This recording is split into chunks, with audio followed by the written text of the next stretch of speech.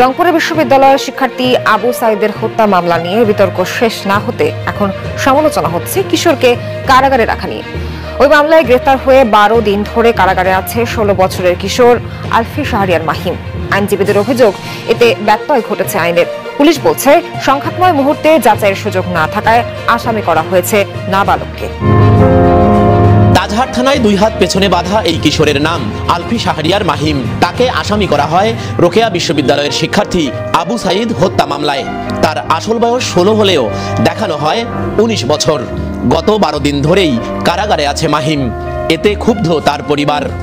19 তারিখে বিকেলবেলা কোর্টে চালান দিয়েছে, যথেষ্ট সময় পাইছে। তার কাছ থেকেও সে জানিয়ে নিতে পারতো যে তার অরিজিনাল প্রকৃতভাবে বয়স কত। আমরা 3 বার গেছিলাম, কারাগারের দরজা থেকে আমাদেরকে ফিরিয়ে দেওয়া হয়েছে। আমাদের বলা হয়েছে যে আপনাদের এখনো দেখাও করানো যাবে না, এমনকি কথাও বলানো যাবে না। জন্ম সনদ অনুযায়ী 2007 সালের 7 সেপ্টেম্বর জন্ম মাহিমের।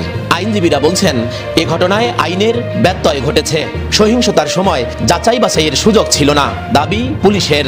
18 বছরের নিচে হওয়ায় তাকে শিশু আদালতের মাধ্যমে জুবিনাইল হোমে প্রেরণ করার কথা, যেখানে পুলিশ যদি তাকে জুবিনাইল হোমে প্রেরণ না করে থাকে অদ্যাবধি, তাহলে এখানে স্পষ্টভাবে আইন এবং সংবিধান লঙ্ঘন হয়েছে বলে আমি মনে করি। তাজহাট থানা যখন আক্রমণ হয়, সেই সময় পুলিশ টিট করার সময় তাকে থানার সামনে থেকে পুলিশ হেফাজতে নেওয়া হয়, গ্রেফতার করা হয়।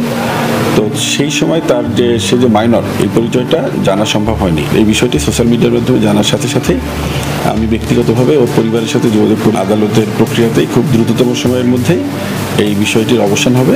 রংপুরে সংঘাত, সংঘর্ষ, অগ্নিসংযোগ, ভাঙচুরের 22 মামলায় বৃহস্পতিবার সকাল পর্যন্ত গ্রেপ্তার হয়েছেন 250-র বেশি মানুষ। সরকার, মাজহারুল মান্নান, যমুনা নিউজ, রংপুর।